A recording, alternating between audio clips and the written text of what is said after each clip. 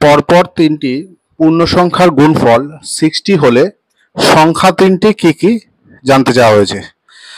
এই ধরনের অঙ্কগুলো বিভিন্ন কম্পিটিটিভ এক্সামে খুবই আসে। এই অঙ্কগুলো কিভাবে আমরা শর্ট টাইমের মধ্যে সলভ করবো তোমরা একটু লক্ষ্য করো। দেখো এখানে তিনটে পূর্ণ সংখ্যার কথা বলা হচ্ছে, যেগুলো পরপর মানে ক্রমিক তিনটি পূর্ণ সংখ্যা যার গুণফল হচ্ছে 60। ঠিক আছে, তাহলে এটাকে শর্টে করতে গেলে আমরা কিভাবে করব, এই 60 যেটা আছে, যে গুণফল যেটা বলে দিয়েছে 60-র কাছাকাছি একটি পূর্ণ ঘন সংখ্যা যেটা আমাকে প্রথমে নির্বাচন করতে হবে।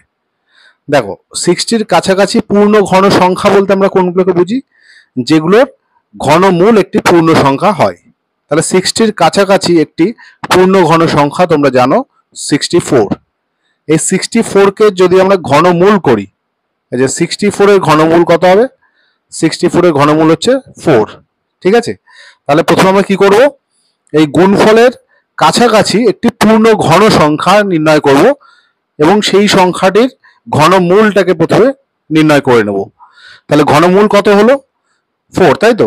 তাহলে এই যে তিনটে পরপর সংখ্যার কথা বলা হচ্ছে, সেই তিনটে পরপর সংখ্যার মাঝের সংখ্যাটি হবে আমাদের 4। মাঝের সংখ্যাটির উত্তর হচ্ছে 4। তাহলে বাকি দুটো কি কি, দেখো 4 এর আগের পূর্ণ সংখ্যা হচ্ছে 3 এবং 4 এর পরের পূর্ণ সংখ্যাটাকে নেব, সেটা হচ্ছে 5। তাহলে যে 3, 4, 5 এটা হচ্ছে এই পরপর তিনটি পূর্ণ সংখ্যা। এবার তুমি দেখো এই তিনটে সংখ্যাকে গুণ করলে কেমন হয়, 3 4 12, 5 12 60, এই দেখো গুণফল 60 এসছে। ঠিক আছে, খুব সহজে এটার উত্তর করা গেল। এবার যদি এমন হয়, ধরো এই যে তিনটে পূর্ণ সংখ্যার গুণফল 60-র বদলে ওটাকে চেঞ্জ করে আমি 120 করে দিলাম, 60টাকে চেঞ্জ করে কত করলাম 120, সেক্ষেত্রে আমাদের আনসারটা কি হবে দেখি। তাহলে যে 120-র কাছাকাছি পূর্ণ ঘন সংখ্যা কত, সেটা হচ্ছে 125। এই 125 এর যদি ঘনমূল নির্ণয় করা যায়, মানে কিউব রুট অফ 125, সেটা হবে হচ্ছে কত 5, তাই তো। 125-এর ঘনমূল হচ্ছে 5। তাহলে এই যে তিনটে সংখ্যার মাঝের সংখ্যাটা আমরা পেয়ে গেলাম, মাঝের সংখ্যাটি হচ্ছে 5। তাহলে তার আগের সংখ্যাটা হবে তার আগের পূর্ণ সংখ্যা এবং এর পরেরটা হচ্ছে 6। তাহলে এটাই হচ্ছে আমার আনসার, যে 4, 5, 6 এটা হচ্ছে তিনটি পরপর পূর্ণ সংখ্যা যাদের গুণফল করে দেখো 120 আসছে। যে 4 × 5 মানে হচ্ছে 20, 20 × 6 মানে হচ্ছে 120। তাহলে দেখো কয়েক সেকেন্ডের মাধ্যমে তোমরা এর আনসারটি পেয়ে যাবে।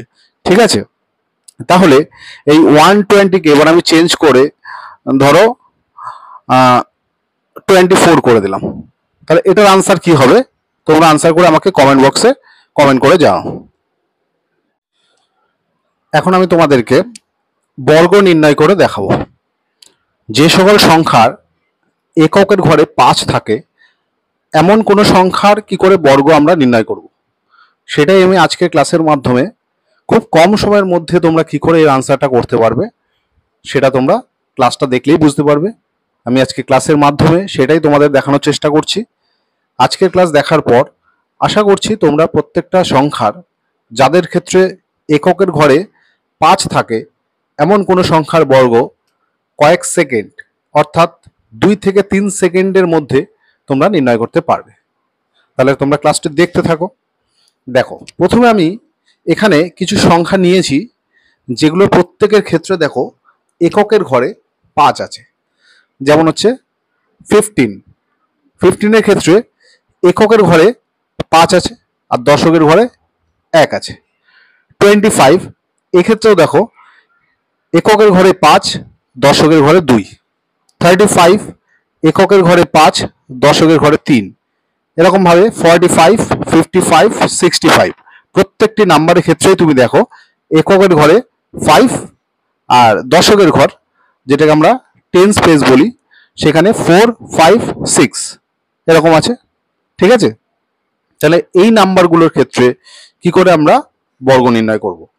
প্রথমে আমরা কি করব, দেখো প্রত্যেকটা নাম্বারের এককের ঘরে 5 রয়েছে, 5কে বর্গ করলে যে 25 হয়, সেটা প্রথমে আমরা লিখে নেব।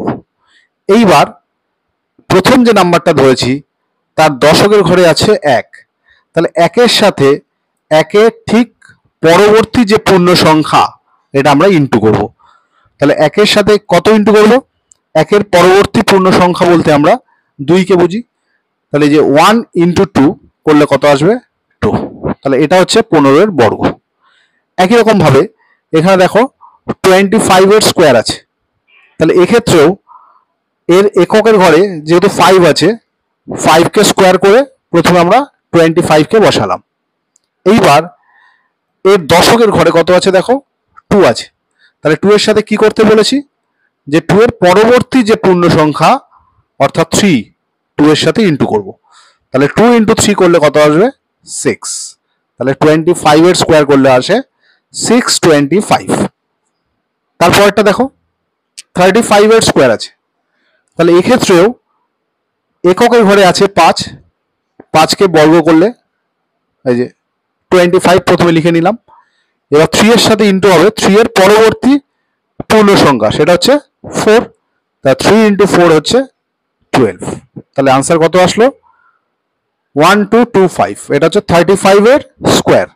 এরকম ভাবে 45 এর স্কোয়ারের ক্ষেত্রেও 5 এর স্কোয়ার প্রথমে 25 বসিয়ে নাও, তারপর 4 এর সাথে তার পরের যেটা পূর্ণ সংখ্যা সেটাকে ইন্টু করছি, 4 ইন্টু 5 করলে আসবে 20। তাহলে 45 এর স্কোয়ার আসলো 2025। একই রকম ভাবে 55 এর স্কোয়ার প্রথমে 25 বসলো, 5 এর সাথে তার পরবর্তী নাম্বার হচ্ছে 6 ইন্টু করলে 30। 5 এর স্কোয়ার 25, 6 এর সাথে 6 এর পরবর্তী পূর্ণ সংখ্যা হচ্ছে 7, 6 ইন্টু 7 হচ্ছে 42। তাহলে দেখো কয়েক সেকেন্ড, মাত্র 2 থেকে 3 সেকেন্ডের মধ্যেই তোমরা এই সংখ্যাগুলোর বর্গ নির্ণয় করে ফেলতে পারবে। ঠিক আছে।